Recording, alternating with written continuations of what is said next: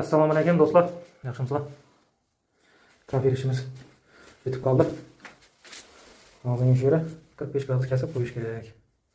İçi sırtı. Pagoniya metri 600 rubldan. İçani 600, sırtı 600. 1 metri 1200 rubl.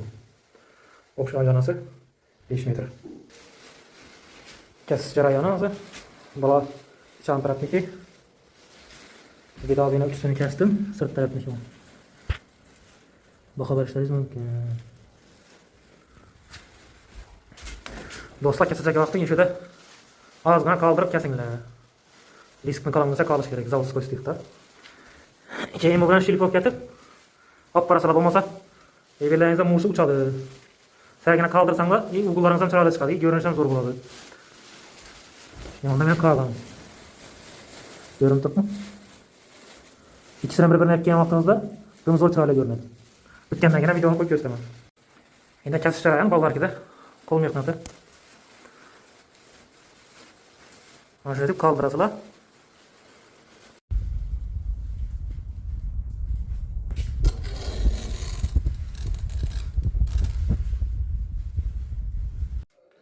Xudo xolasa tayyor bo'ldi.